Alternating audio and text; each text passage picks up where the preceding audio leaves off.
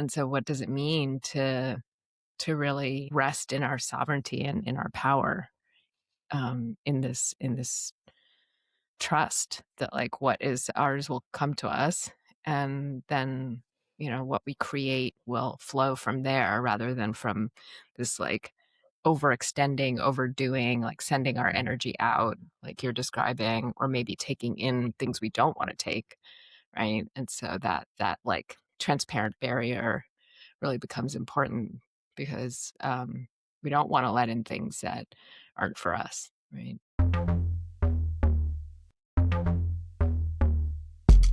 Welcome to Cosmic Clowns, a podcast about exploring consciousness, surviving chaos, and finding the comedy in it all.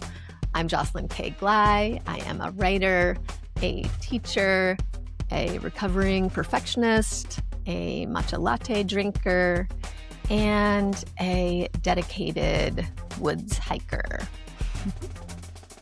And I'm Sebene Selassie, a writer, a teacher, an Enneagram 4, a human design generator with emotional authority, and a 2-4, which I don't know what all of that really means, but could be relevant information. And today we will be exploring what we're calling sovereign but not separate. And it's really kind of an extension of something we mentioned last week, this idea of individuation being different than individualism, and how we can really step into our uniqueness as spiritual beings, as creative beings, as energetic beings, and allow that to inform how we show up in relationship to others from whom we're not separate. So before we get started with that, we'll check in. Jocelyn, how are you doing? I'm doing pretty well today. I have been, for the past few weeks, really diving into a book that I'm working on about tender discipline. And as I'm working on that, really needing to embody that practice, that idea. Um, and yeah, it's starting to feel like I'm starting to kind of really get into it. I'm just in the outlining phase. Um, but it's something I've been thinking about and writing about, talking about for many years. And yeah, it's just starting to like feel really juicy, like new ideas are emerging as I'm going through the outline. And so all of that feels really good. And I'm really enjoying that. And yeah, at the same time, I'm as I often am dealing with a lot of anxiety and kind of trying to figure out how to just manage that and learn how to manage, my awareness and interaction with everything that's going on in the world around me, right? We're all, I think, trying to figure out how to find that balance of tuning into um, what's going on and also finding some joy. And I brought with me today, I pulled this card yesterday morning from this Kuan Yin deck I have, which looks like this. And the title is Her Joy Renders the Impossible Task Possible. And I wanted to read this little excerpt from this sort of book that was just making me feel a little bit better. It says, "To learn to feel joy in our hearts without having to have a particular reason for it is the beginning of access to great spiritual power. To be able to tap into the frequency of joy, of the simple delight in being alive and utter appreciation, reverence and gratitude for humor, diversity, and beauty, even the confounding, inexplicable mystery of creation, is remarkable. You may have a preference for less suffering and mental anguish, but you can accept that all experiences serve some sort of divine purpose to help us learn, even if the learning is to let go of needing to hold on to the pain." Um, yeah, that idea was really bringing me some peace the other day. Mm, So yeah, mm, just trying to figure out how to invite more joy in no matter what. mm. Good practice. Yeah. Yeah. Yeah. Seems like it'll be increasingly relevant probably. And just is always relevant. How are you doing? I'm good. It reminds me of my first teacher's Zen teacher. His teacher said, "Joy is whatever's happening minus your opinion of it," Yes. I which remember is you said like that. which is like the spiky Zen version of that. Yeah, absolutely. I remember you said that, I think, on my podcast, Hurry Slowly, many years ago, the first time we sat down to talk. Mm, And that has always stuck with me. yeah, and that's Charlotte Jacobek, just to give credit, Yeah. the late Charlotte Jacobek. Um, yeah, I'm doing good. I'm really excited about spring and early summer. Have a retreat planned, a couple of trips, and visiting visitors coming to visit me here, trips with friends out the west coast of Canada. And yeah, it just feels like this big expanse opening in front of me after having a very kind of closed in um, year plus. It feels like my Sagittarius rising, like horsey gets to, really go for it. Um, and getting also excited about creative projects and being involved in some creative processes that are really different for me in terms of how I'm approaching things. And and in that, understanding things about my process that are, yeah, like really like exciting actually, because I don't have to sort of fall into old patterns. I realize that yeah, it's fun to be able to change and evolve and grow. It's also fun to maybe this will lead us into the conversation about sovereign not separate. Realize the ways in which I was doing things before, served their purpose at the time, but actually are going against my nature. Mhm. And really starting to honor the particular ways my mind, body, heart work, and how, especially for creative force or power, like how to nurture and amplify those rather than fall into habits that are just really outdated for me now. Mhm. So, Mhm. yeah, so maybe we could start, since I've said a little bit about sovereign, not separate so far. What is elicited for you when I say that? Well, many things come up for me, and energetic sovereignty is definitely one of them, but before maybe we get into that piece at some point, what you were saying just now is really resonates so much with what I was working on this morning, specifically for this book that I'm writing, and just a lot of what I teach about in particular around I don't know, I was gonna say in particular around creativity, but really productivity, really all of it is this idea of, like, leaning into deeper self-trust and really honoring your own idiosyncrasies, right? Like, I think that we are so acculturated to having and you mentioned this more external orientation where we're looking to others for guidance, or we're looking to others for advice, or we're looking to others for systems to use. Um, and that can often create a situation where we're just kind of reacting or, really, as you said, kind of out of alignment, right? We're trying to work in some other person's type of approach. And so rather than being in that more external orientation, coming back into this kind of more internally oriented, integrated, aligned perspective that I feel like really is kind of at the core of self trust. And then figuring out from there, from that kind of energetic stance, what is my way of doing this? What is the thing that feels the best to me? Like we have all these notions, a lot of them in sort of a productivity realm oriented towards efficiency, right? That's sort of the fastest or the most efficient way of doing something is the best way of doing something. But my perspective is that your way of doing something is the most efficient way of doing it Mhm. because there will be the least amount of resistance, right? Even if it Mhm. takes a really, really long time and it's really weird, think about the writer Lauren Groff, who I know you're familiar with, super successful novelist. I really love her novel, The Matrix. There was a really fascinating profile of her in the New York Times.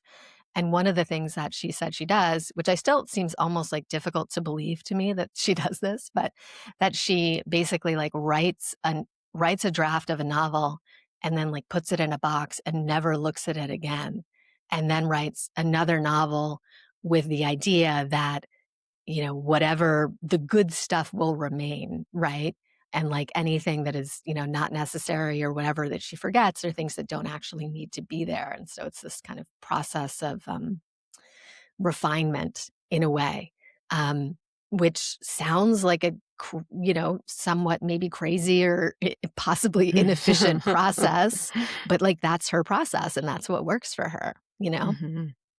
Yeah. Yeah, So I love that's, that, and I love the kind of art school model where, people do share process and progress, hmm or, artist retreats, and, um, the idea, or I've noticed that, I became familiar with kind of portfolio models, by working with youth in New York City, and certain high schools use that. So the things are built around projects and presentations, and part of the portfolio, your grade is really based on the portfolio presentation you do at the end of the semester, and part of that is showing process. And I really appreciate when I'm not being taught how to do something, but I am being exposed to a lot of different processes and different ways of doing things. So there, yeah. that part of like, yeah, sovereignty, but also not separateness, that's like a hmm key that I wouldn't want to talk about just sovereignty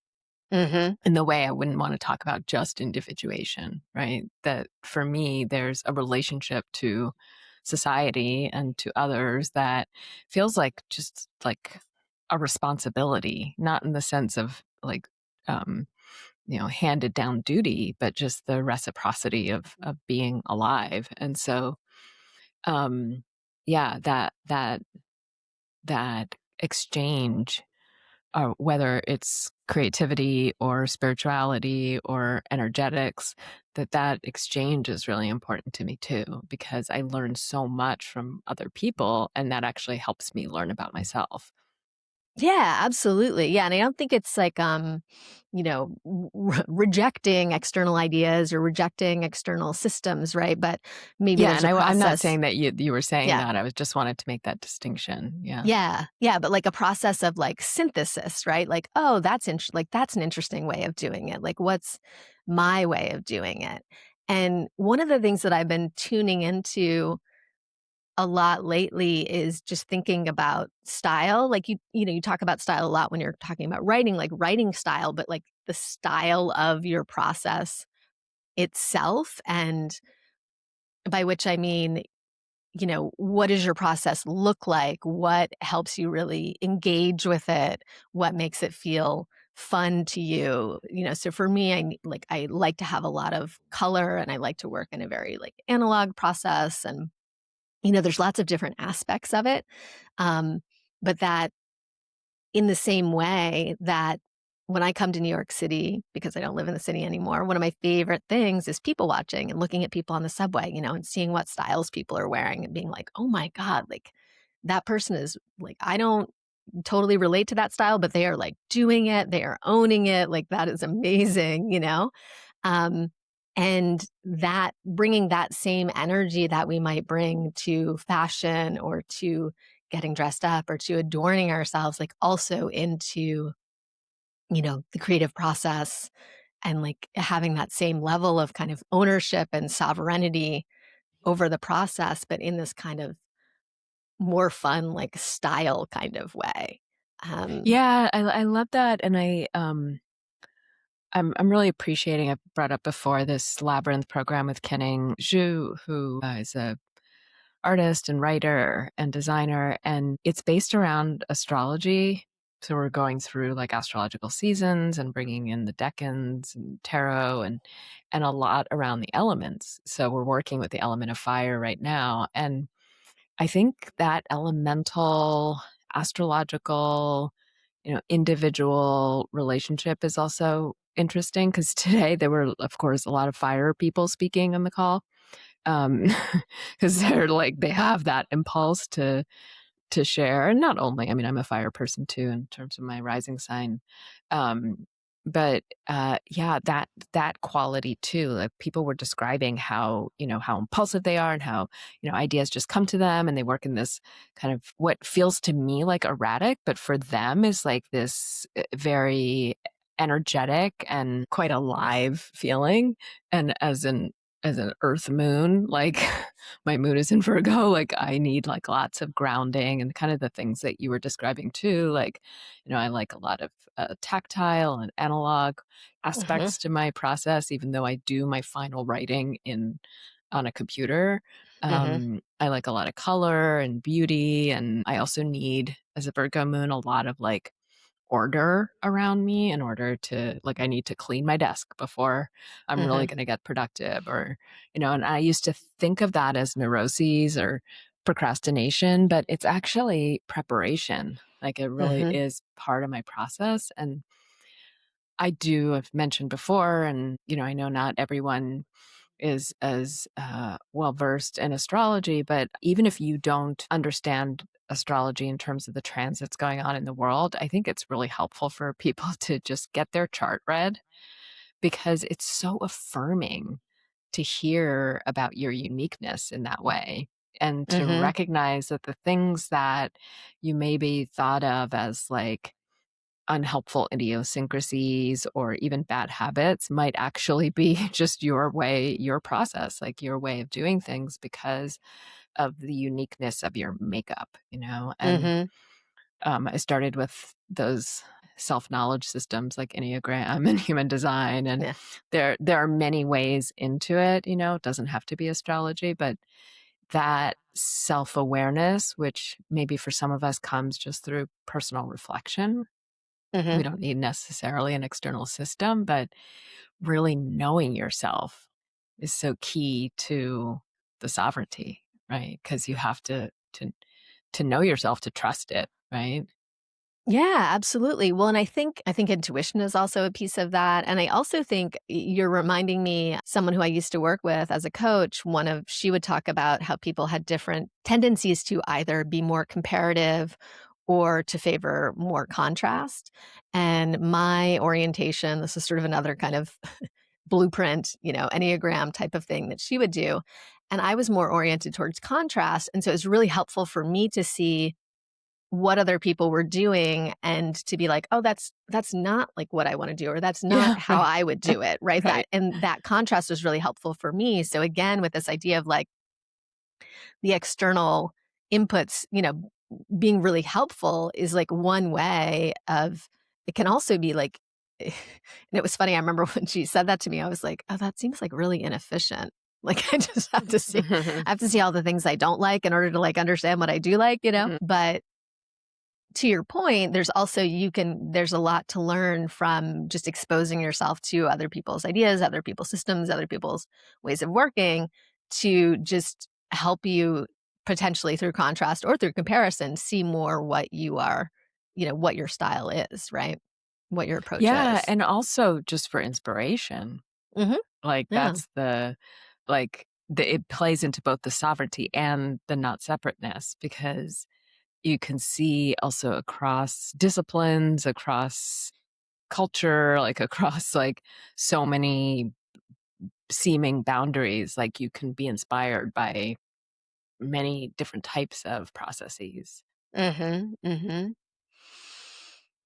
Well, maybe I can bring in that energetic piece that I mentioned at the top now, and I'm not sure it's kind of in, I think, maybe a different direction than what we've been talking about, but I'm curious to just kind of name it and see what you think about kind of fusing it into Yeah. this, Mhm. where this discussion has been going, which is I've been thinking a lot about energetic sovereignty, just feeling for myself into the ways in which I um, let my energy kind of become diffuse, or I become too like enmeshed with, people who I'm interacting with, or I I've kind never of done that. never, never ever. Um, and in all those ways in which I kind of um, give away or give over my energetic sovereignty, and how that makes me feel. And I've really been tuning into that lately. And it's interesting. Like sometimes if I were to try to describe it, it feels almost like this kind of like splaying yourself out. Like I imagine it like an energetic buffet, where I'm kind of like, take whatever you want from me, as opposed to kind of this sort of like reeling in and kind of like zipping up of the energy that feels like a little more like being in sovereignty and kind of, you know, minding my energy and not kind of using it or sharing in this sort of profligate, kind of way. Mm, Um, yeah, so that's something I've really been feeling into. And I mean, of course, it's a constant practice. And there's all these little ways in which I see it showing up. So for me, I noticed that text messaging I experience as like this, it's almost like a little energetic filament that I send out to someone else. It's like an open tab on your browser if someone mm, hasn't responded to me. And so it's almost like this open energetic channel that I'm paying it, that I'm feeding energy into and that I'm paying attention to until that loop is kind of closed. mm. And so That sounds exhausting. yeah, I just have to be, like, very, like, mindful, and that Yeah. could be astrologically speaking, it's like the Gemini in me, right? Like, Mm, I can't like, group chats make me crazy because, um I so in that Gemini way, like, if there's a conversation going on, like, I wanna know what's going on, I wanna be, like, a part of it, and, like, I can't kind of turn it off, and so when there's kind of, like, constant pings on, like, a group chat thread, it makes me feel, like, really, like, distracted and kind of like mm, it's a real diffusion of mm, my energy. In the same way, like, I can't like, there's nothing more aggravating to me than, like, listening to someone else have a phone call, like, in the same room as me. Like, there's, like, the mm. Gemini part of me that's like, "I wanna be a part of it, like, this is so irritating that you're having a conversation without me." Um, Well, so if you had African relatives, you could be a part of it because that's what's happening. Um, but yeah, so noticing, ways like big and small in which there's these, draws on me, so it could be a little thing like a text message, or it could be a bigger thing like the way that I'm relating to someone in my life. But really trying to tune into more that energetic sovereignty and how I can kind of and you sent me, maybe you'll want to share a really interesting kind of passage from a book about this, how I can kind of be minding my energy and sort of maintaining authority over it, Hmm. so that it's not So being idly drained away. that's interesting. I'm curious because you're describing uh, sort of energy going out, but not necessarily Mhm, energy coming in. mhm, And mhm, I remember one time at the end of a retreat, this is a long time ago, but I was like super blown open. mhm. Um, Probably like one of the no, that's not true. But it like I was just super blown open. Like my Yeah, heart was really yeah. and Mhm, I was worried about coming back to New York. I was in yeah. Southern Virginia somewhere, Mhm, and I asked one of the teachers who is originally from New York, like, how to navigate this because I knew mhm. the other teachers, they all live in, like, the country or suburbs or whatever, and, Yeah. they're not dealing with the New York City subway, and he was like, "Oh, just imagine, like, a transparent shield in front of you that you Mm, can bring up and down and that you can send energy out, but you can choose what energy to bring in." mhm, And I was like, "Oh, it just whatever for whatever reason in that moment, that was the best thing I'd ever heard." It was just mhm. so helpful, and I remember Yeah. practicing with that for a while afterwards. Mhm, But it sounds like you're talking about sort of what happens when you send energy out, but not necessarily when like people you mentioned people coming and kinda, taking energy that you've, like, put on offer, but Mhm. but you're not absorbing energy, is that what you're describing? I think it's both. I think I'm just describing more the offering aspect of it, and the things that I am consciously or unconsciously where I'm giving over or extending some energy, not always consciously, and how can I kind of have more agency and awareness Mm, around that? I mean, certainly I think the energy coming in is a factor as well, and I think with that one, there's a component where at times it's a little harder. I mean, sometimes you're very conscious of kind of what energy is coming in. Maybe you're relating to a specific person. You're really like experiencing their energy, but it can be broader, like you're saying, like walking through the city or something, or just like uh, you know, being a person existing in this collective right now, which there's so much suffering, so much pain, so much grief happening, and so there are ways in which you are taking in some of that energy, but it's not always entirely clear, what exactly is coming in and how it's impacting you. Um, so I think I've just been a little more focused on the sort of the external, like the energy offerings, because that feels more intelligible and a little more clear to me in terms of um, how I could possibly manage that, if that makes sense. mhm. Yeah, like you have more agency over it in a way. Exactly, yeah, and I mean, I do think you have agency over the intakes, but it's a little more challenging to tell Mhm, sometimes. I mhm, mean, it's a little challenging to tell on both sides.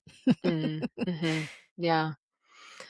Yeah, I'm now really interested in this, like, how sovereignty and interconnection kind of work together, and that passage that I shared with you, this person was describing, it was a human design book, and they're a generator, which both you and I are, and, um, they we have to sort of wait to respond to things before we have to really feel in our sacral knowing like whether something is right for us or not, Mm, and not initiate too much, mm, like, and I think that's very hard, especially as like a business owner or someone who works for themselves or an artist or a creative, because you're self-generating in a lot of ways, and so what does it mean to like not initiate all the mhm, time, but still be sovereign and powerful. So this person was describing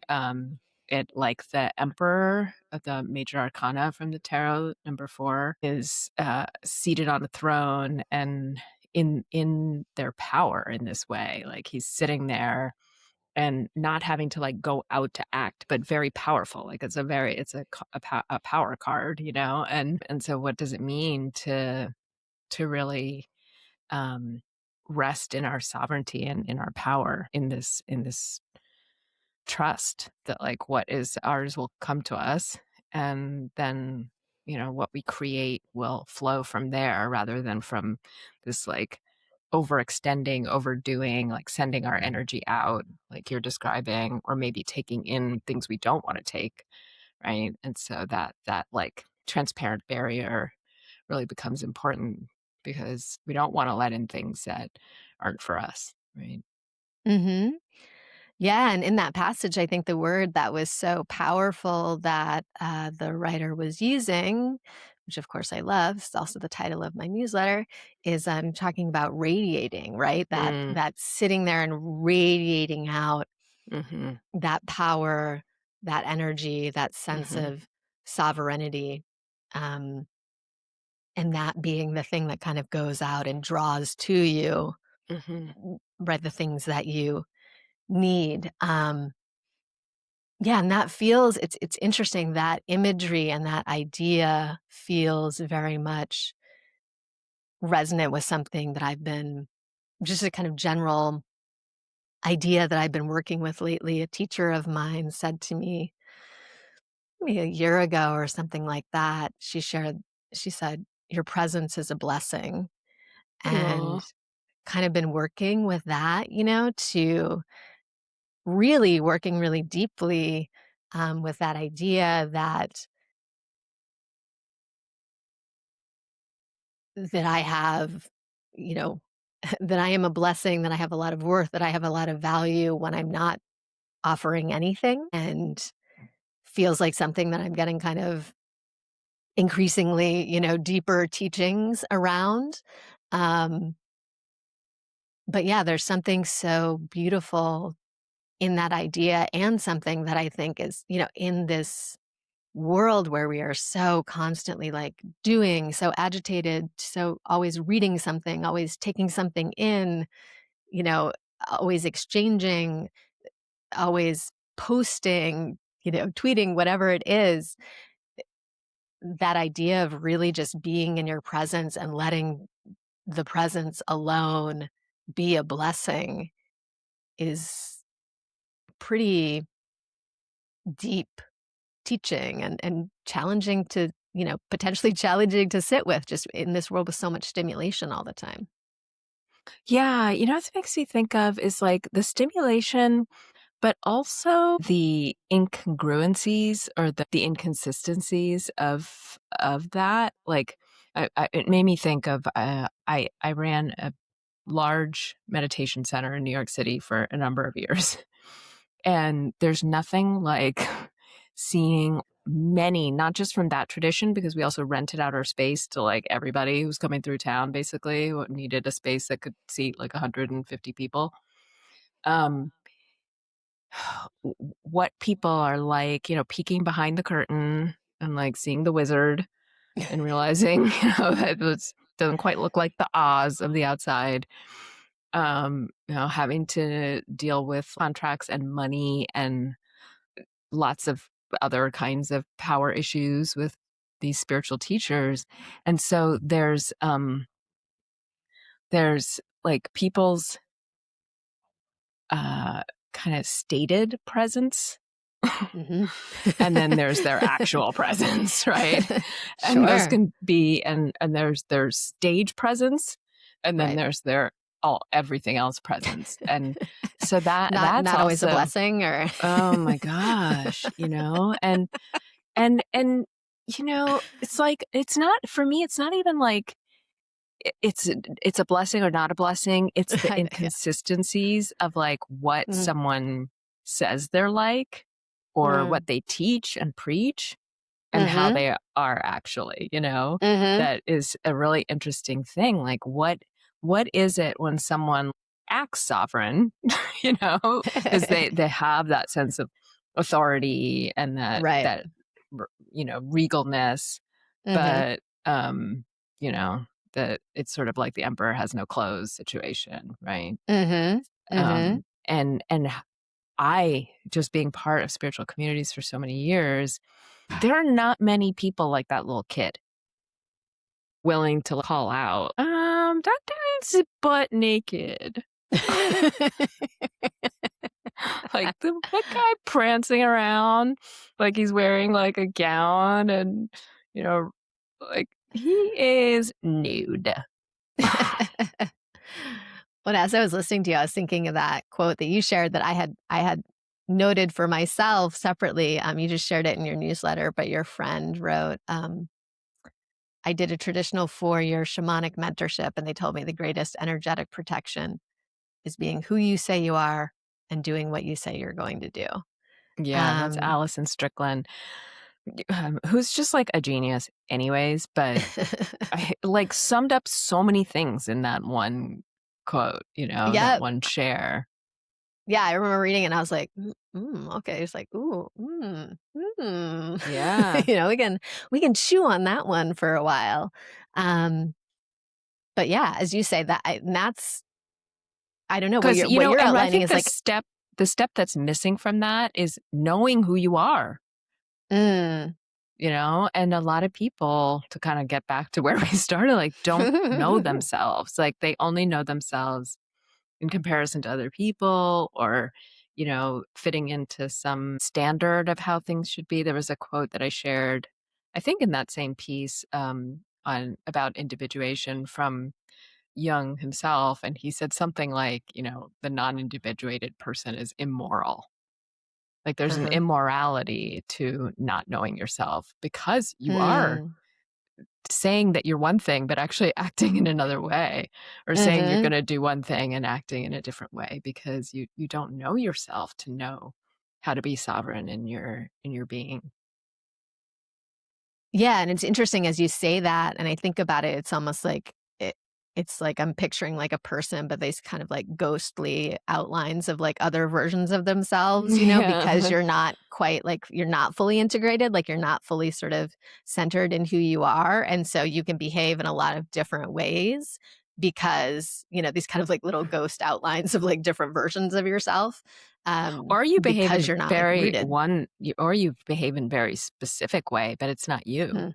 It's like, Mhm. what your mom wanted you to be like, or Mhm. what your dad is like that you're emulating. And speaking from experience. Like, it's not like I'm judging other people in this process. Like, I came ve- out of the womb and I knew myself, and that was mm, it. yeah, yeah. There's that, and there's some of us were not really given the tools to know ourselves well, right? So maybe, yeah, no one comes out of the womb knowing themselves, but some people are just given more tools and pathways, or seen more clearly by the people around them. The rest of us are immigrants. It might be that I have that backwards. Like, I think we probably come out of the womb knowing ourselves, and then everything else, Yeah, all right. the That's things true. happen that then, like, sort of collude to create various illusions and patterns that are not in alignment with who we are. But I think we do. I guess we do probably pop out for a few seconds. We gotta know ourselves. Can Um, I can I read you a list of disorders and complexes that our friend Nady, who's my immigrant sister from another mother, little sister, another mother uh-huh. from Cuba. Um, she and I were talking about like how immigrants like mold ourselves to like, work really hard and be the best and Yeah. push past our limits, which is Uh-huh. also part of not knowing ourselves. Like, and so we decided like we needed to go into the DSM. So these are the new DSM categories: self-compassion deficit disorder, muscle through excess syndrome, women of color tax type 2, if I ain't dying, it ain't shit syndrome, queer quotient disorder, what? Who's got time to cry compulsion, obsessive correcting and barreling through it disorder, and the last one is called being an immigrant. This looks like a case of oh my goodness. Y'all have been But yeah, workshopping like that we're over many texts. yeah, that was me having a biopsy last week where I was intubated, but I didn't even Mm, realize I was intubated until after. Like, I what? knew they described the procedure to me, but Yeah. it was afterwards when I was gonna paint my. I wanted to paint an entryway wall, and I was gonna do it myself. And Nady was like, "Get a fucking TaskRabbit! Like, you were intubated yesterday." And I was like, "Oh, I was intubated. Like, I hadn't really like considered it." Then I'm like, "Doo-doo, I gotta get back to work. Let me paint this wall." Like, I remember you told me that. You were like, "Yeah, I'm gonna get the biopsy and then I might paint." And I was like, I remember being like, "Hmm."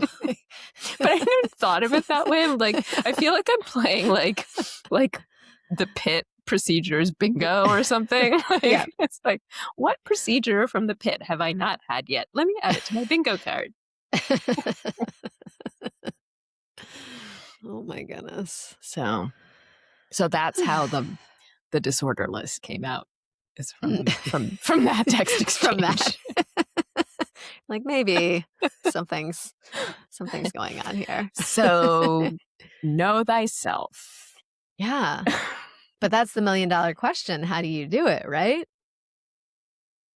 Well, this is where, maybe some people have been given the tools to know themselves better. But for me, astrology was first the Enneagram. I discovered the Enneagram in my 20s because my boss was a Franciscan friar, and he was into the Enneagram, and he gave me this book. And that was like, I felt like somebody had like read my journals, you know? It was so weird. I was like, "Whoa, how is this so accurate?"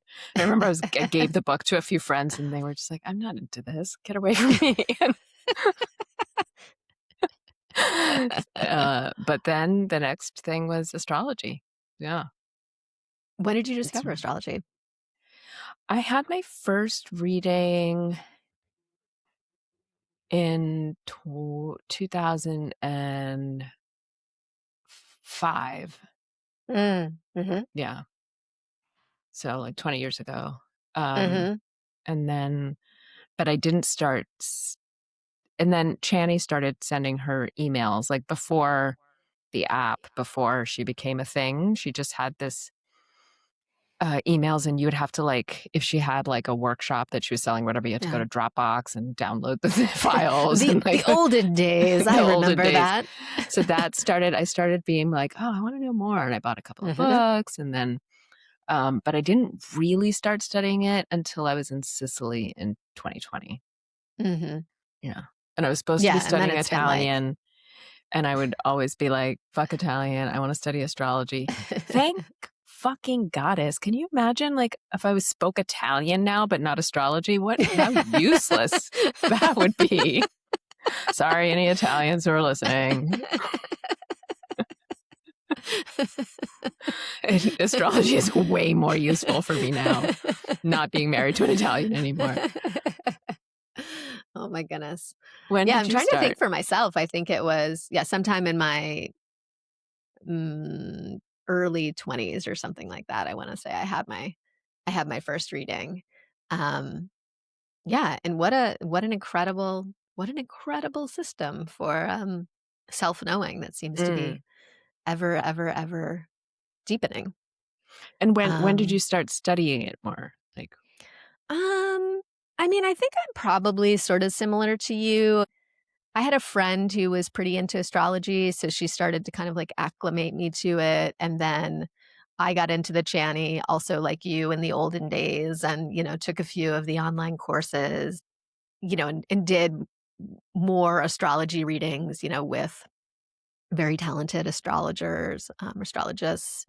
And yeah, and so I don't know if I would characterize myself as studying it. I feel like you who knows? You seem to be I think you probably spend more time with it than I do, but it's very much, like, in my field and very much something that I'm interested in and really feels like a tool for understanding the world and just creating a lot more context, mm, for understanding myself, but also just events and the weather, as we say, right? Like, yeah, mhm, mhm, um But for me, I think journaling is one of the other biggest practices for me in terms of self-knowledge that has been, like, the most helpful over the course of my life, right? mm, Um because I think it's so easy to not see how you're growing and changing if you aren't creating some sort of kind of record of your thoughts and what you're noticing and the things that you're coming up against. It's easy to see. You and I often talk about, right, like that you're sort of in a spiral rather than just in a circle coming back to the same place so that you're kind mhm. of spiraling upwards. And so it seems like you're in the same pattern or it seems like you're in the same loop, but you're maybe experiencing those events from a slightly different vantage point this time. Mhm, Um, but journaling is really what helps me see that. Whereas if I didn't have some sort of record of how I had felt in the past and where my thoughts were, I don't know if I would be as able to like tune into that. mm. Yeah. Yeah, I love that, like, record keeping as a way to, like, stay sovereign or develop sovereignty. Mhm. I think I would, like, put meditation there too for that because, anyone who's meditated for more than a few months knows that the cycles change a lot and there's a lot of variance, but there's also, um, a distinct shift in a practice, like, no matter what method you're using, like, if you really dedicate yourself to meditation, I think that there is sort of just like a self-awareness and a self-knowledge that comes of it to like know your own system. Mhm. And then especially if you're practicing in a tradition that's not necessarily trying to like manipulate anything, right? Mhm. Like is actually just learning to like be with your system. Um, Mhm. and not that we don't want change or growth, but like really learning to be not reactive, Mhm. because then you can really know yourself because you're not like Mhm. constantly trying to fix things, all the Mhm. time, which is part of going against your own energy is Mhm. that tendency to have opinions about what's happening all the Mhm. time, right? Mhm. Yeah, that's been a big one for me too, and I find now meditating and specifically also working with crystals when I'm meditating is really helpful in terms of emotional regulation, which can help then kind of bring me back into a state of more energetic sovereignty. And it's Mm, like that, whatever because the thing about crystals is like they're sort of, right, this sort of super organized, like molecular structures that have like a very specific resonance. And I think they allow me to kind of organize my energetic system a little bit better and kind of tune into um, a higher level of consciousness or my higher self and kind of bring that wisdom back into my, little earthly self and kind of rebalance in a way that feels really, really powerful and just like really, really helpful at this moment in time. Yeah. mm. As you're speaking, I was thinking about how like our own energetic sovereignty actually allows us to work with other forces Interesting.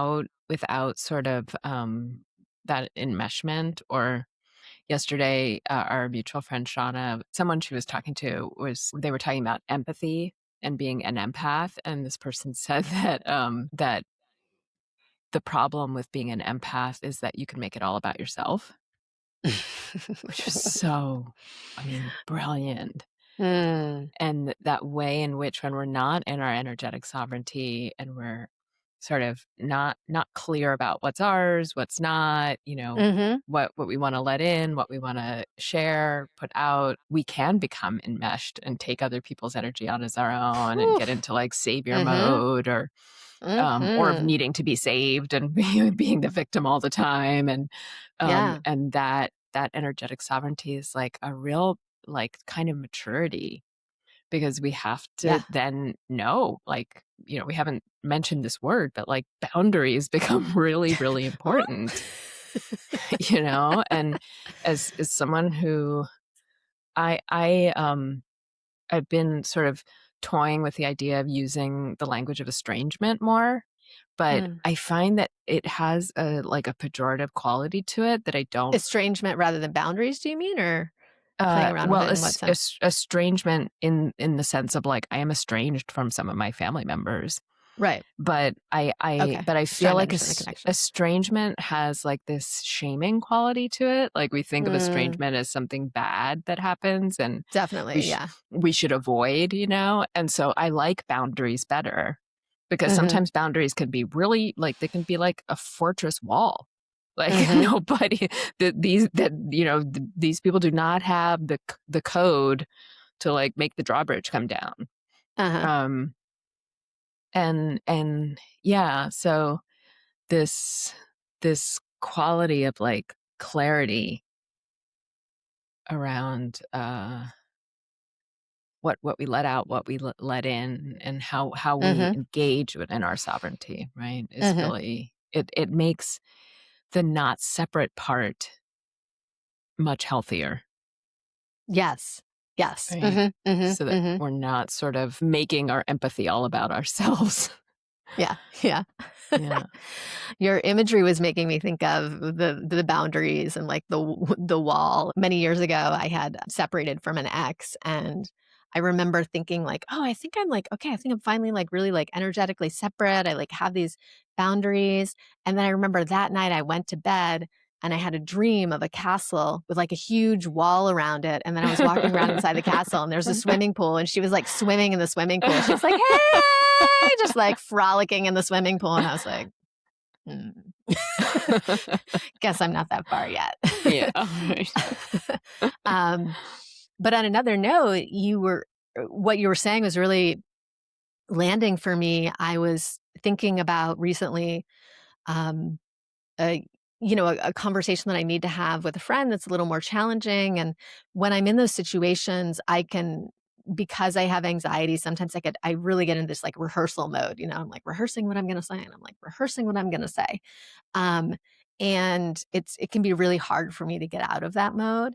Mm, And I ended up just kind of doing this meditation and really like imagining myself sitting with that person in my kind of like sovereign energy, like in just like knowing who I was and really mm, feeling like centered in myself, and mm, kind of all of that anxiety, and the sort of frenetic need to rehearse or to figure out how to get it right just kind of like fell away. mm, And it just felt like, oh, I can just, I just need to show up like this, and mm, then whatever happens will be okay.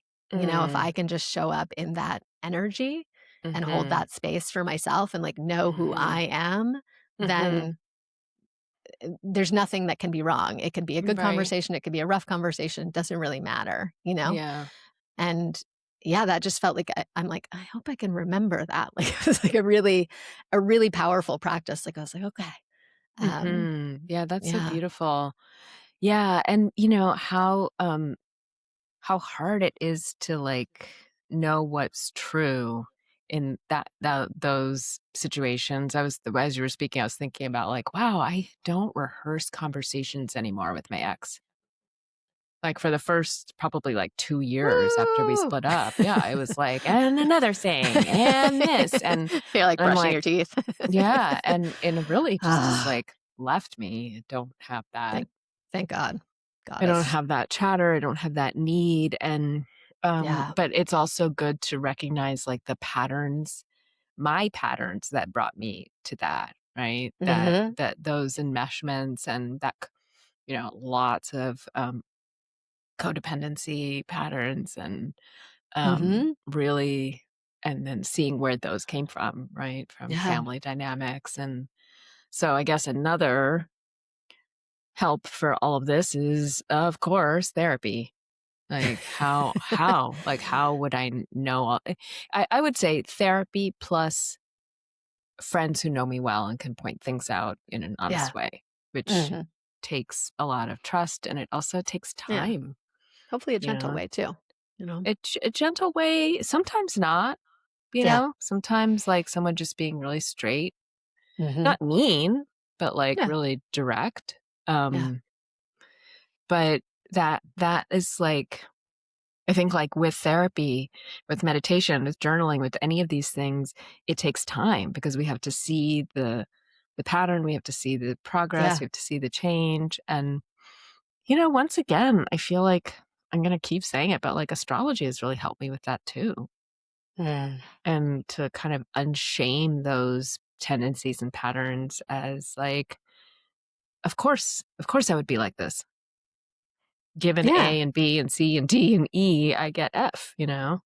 Right. Well, and also that it emphasizes astrology does, that you have certain vulnerabilities, certain challenges, certain Mhm. tendencies, right, that are always going to be with you in some way. And that Mhm. too is part of the blueprint. You don't have Mhm. to, you can get better at relating to it, but you don't have to fix it and you don't have to feel ashamed that it's there and all those things. And I mean, and it could even maybe be part of your strength or power, right? If Mhm.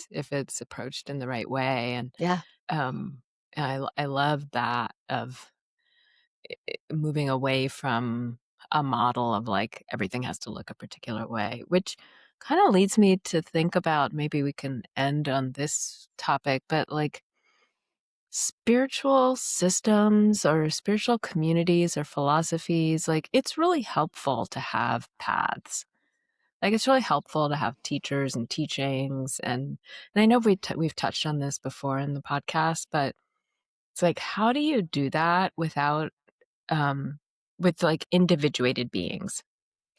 Well, I've been thinking a lot about coherence lately, that there is this really powerful kind of nourishment and I don't know, kind of a collective sovereignty that emerges when you are able to do these things in coherence with other people. Mm, Um, like, I find it really nourishing to go to kirtan and, to sing in mm, this call and response with a group and to join my voice with other people and to kind of enter into that state of entrainment. That's really nourishing. And I usually feel like really good for at least like 36 hours after I do mhm, that. mhm. Right. And so it could be meditation or could be singing or could be even like doing a workout with a group of people, right? But I think that being able to tune into feeling that coherence where you're doing the same thing and moving through the same energy field in the same rhythm with other people is also really, really healing. Um, Yes. and Yeah, and I love that. I've never done kirtan, not with mostly white people, or Hare Krishnas with my brother when I was growing up. But there does seem to be like more individuation there mm, because people will get up and kind of dance and move uh-huh, around, and there's like uh-huh, self-expression. I like the kind of individuated aspects to uh-huh. it, which is sovereign but not separate, both. Yeah. Yeah, and just all part of a process of getting to know yourself better, right? By participating in these things and experimenting with different things and figuring out what works for you and what doesn't. Right. That's right. Well, maybe that's a good place for us to end today. What do you think? Yeah, sounds good. Well, thank you everyone for listening today. If you are enjoying the podcast, we would love if you would rate and review it. If you want to stay in touch with myself and Sebene, we both have newsletters on Substack. She has a really beautiful newsletter called Remind Me to Love. I was thinking about it the other day. It really helps me understand how to navigate the world in this wild time that we are all living through. So, highly recommend you sign up for that. I have a newsletter called Radiate, which is about creativity and consciousness. And yeah, thank you so much for being with us here today. Hope that you are able to continue to, in your own way, stay connected to the cosmos, to the cosmic. And we will leave you with this final moment of calm. I was supposed to be Yeah, and then studying it's been like, Italian, and I would always be like, "Fuck Italian, I wanna study astrology." Thank fucking goddess. Can you imagine, like, if I was spoke Italian now, but not astrology? What how useless that would be. Sorry, any Italians who are listening.